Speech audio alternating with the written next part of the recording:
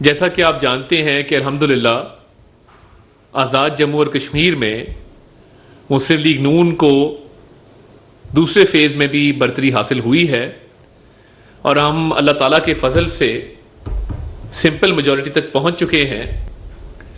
یہ جو اللہ تعالیٰ نے مسلم لیگ نون کو آزاد جموں اور کشمیر میں فتح دی، یہ کئی ہمارے مخالفین کو جو ہے وہ ہضم نہیں ہو رہی۔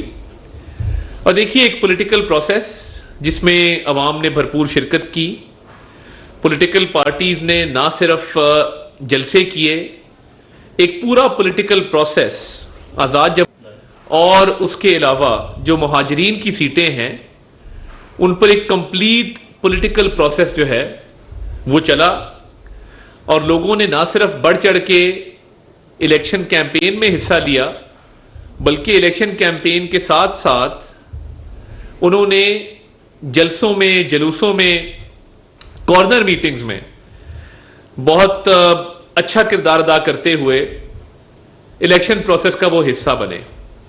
اور ہم یہ سمجھتے ہیں کہ جس طریقے سے وزیر اعظم شہباز شریف صاحب نے بہت اچھی روایت قائم کی کہ انہوں نے پاکستان پیپلز پارٹی کو گلگت بلتستان کے انتخابات میں کامیابی پر مبارکباد دی اور سب سے پہلے مبارکباد دی، تو میں یہ سمجھتا ہوں کہ یہ تھوڑی برداشت کا، تحمل کا اور رواداری کا مظاہرہ کرنا چاہیے۔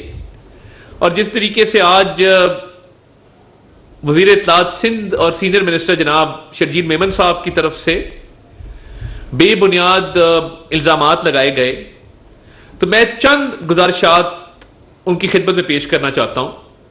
پہلی بات تو یہ کہ لوگوں نے جو فیصلہ کرنا تھا وہ تعمیر و ترقی پہ کرنا تھا، لوگوں نے جو فیصلہ کرنا تھا وہ اس بنیاد پہ کرنا تھا کہ کون سی سیاسی جماعت نے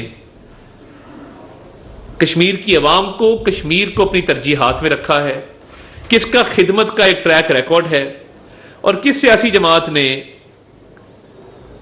خدمت نہیں کی، اور شاید جہاں ان کی حکومت بھی ہے وہاں پر بھی معاملات بہت توجہ طلب ہیں۔ 2024 کے الیکشن پر سوال اٹھانا، تو کیا وہ سوال سندھ پہ نہیں اٹھتا اگر آپ وہ سوال اٹھاتے ہیں؟ اور اس کے بعد بے بنیاد الزامات لگانا تو کیا ہی اچھا ہوتا اگر ناقابل تردید ثبوت بھی پیش کیے جاتے، شواہد بھی پیش کیے جاتے اور کہا جاتا کہ جی یہ شواہد ہیں، یہ ثبوت ہیں۔ دیکھیے، گلگت بلتستان کے الیکشن کے دوران پارٹی کی ایک کیمپین وہاں موجود تھی، پیپلز پارٹی کے رہنما وہاں موجود تھے، بلاول صاحب نے اچھی کیمپین چلائی، اس کا نتیجہ نکلا آزاد جموں اور کشمیر کے الیکشن میں مسلم لیگ نون کی قیادت میاں محمد نواز شریف صاحب نے اور ان کی پوری ٹیم نے جہاں جلسے کیے، کیمپین چلائی اور ایک ہوا چلی مسلم لیگ نون کی، وہ بھی پوری دنیا نے دیکھی، تو آپ کیمپین بہتر کر لیتے، آپ معاملات کو بہتر طریقے سے چلا لیتے۔ تو یہ بالکل پولیٹیکل پوائنٹ سکورنگ جمہوری نظام میں ہوتی ہے، اور یہ پارٹ اینڈ پارسل ہے آف پالیٹکس، مگر الزام برائے الزام نہیں ہونا چاہیے، الزامات کے ساتھ شواہد اور ثبوت بھی ہونے چاہیے۔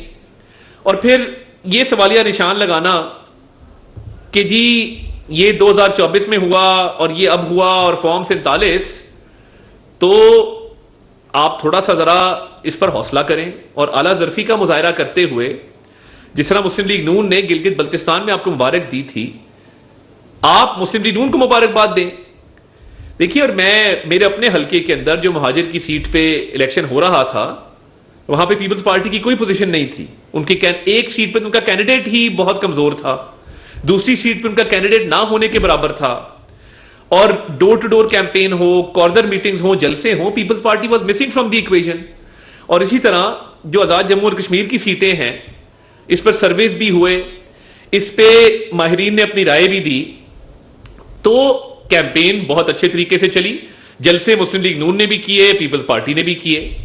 تو میں یہ سمجھتا ہوں کہ یہ جو نوک جھوک ہے بالکل یہ چلتی ہے، جمہوریت کا حصہ ہے، سیاسی نظام کا حصہ ہے، مگر اب یہ جو الزام تراشی کی جا رہی ہے، اور اب الحمدللہ کیونکہ ہمیں سمپل میجورٹی حاصل ہو چکی ہے، تو اس کو خوش دلی سے تسلیم کرنا چاہیے۔ اگر یہ اسی طرح الزام تراشی کرتے رہیں گے تو اس کا نتیجہ کوئی نہیں نکلے گا، کیونکہ ان کے پاس نہ ثبوت ہیں، نہ ان کے پاس شواہد ہیں، نہ ان کے پاس کوئی آرگیومنٹ ہے. تو بالکل آپ کا اگر منشور کمزور تھا یا آپ نے تعمیر و ترقی میں کشمیر کی، اور مسلم لیگ نون کی قیادت میاں نواز شریف صاحب نے ہمیشہ کشمیر کی ترقی کو اپنی ترجیحات میں رکھا. شہباز شریف صاحب وہاں پہ دانش اسکول بنا رہے ہیں، ہائی ویز بنا رہے ہیں، کنٹریبیوٹ کر رہے ہیں ٹورڈز کشمیر ڈیولپمنٹ. تو ہماری قیادت تو وہاں پر یہ نعرہ لے کر گئی تھی کہ پنجاب کے اندر بہت ڈیولپمنٹ ہوئی ہے تمام مسلم لیگ نون کے ادوار میں، شہباز شریف صاحب کے دور میں بھی، مریم نواز شریف صاحبہ کے دور میں بھی. تو آپ کے منشور میں کیا تھا؟ کون سے ایسے پروجیکٹس تھے جو آپ نے اپنے صوبے میں اپنی حکومت کے ذریعے ایگزیکیوٹ کیے، جو آپ نے کہا کہ جی یہ تعمیر و ترقی ہم یہاں پر بھی کریں گے؟ تو دیکھیے، یہ عوامی فلاح و بہبود، عوامی خدمت، تعمیر و ترقی، یہ منشور تھا، یہ ہمارا ویژن تھا جس پر لوگوں نے ووٹ دیا.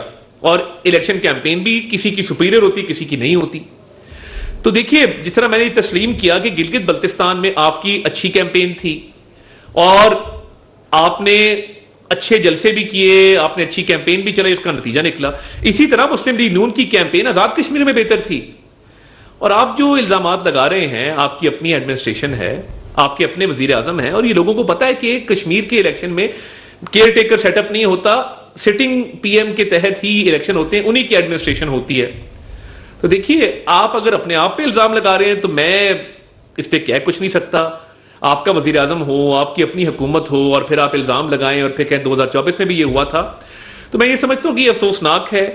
ان نتائج کو خوش دلی سے تسلیم کریں اور آگے بڑھیں. یہی جمہوری عمل کا تقاضا ہے اور یہی پولیٹیکل پروسیس کے تحت ہوتا ہے.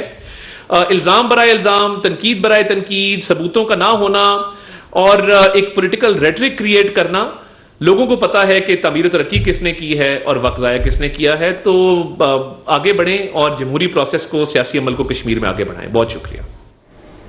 ناظرین، وفاقی وزیر اطلاعات و نشریات عطاءاللہ تارڑ کی گفتگو آپ سن رہے تھے. انہوں نے کہا کہ مسلم لیگ نون کو آزاد جموں کشمیر میں دوسرے مرحلے میں بھی کامیابی ملی ہے. اب ہم سادہ اکثریت حاصل کر چکے ہیں، مگر ہماری فتح ہمارے مخالفین کو ہضم نہیں ہو رہی. پیپلز پارٹی نے بھی بھرپور کیمپین کی، اس پورے عمل کا حصہ بنے.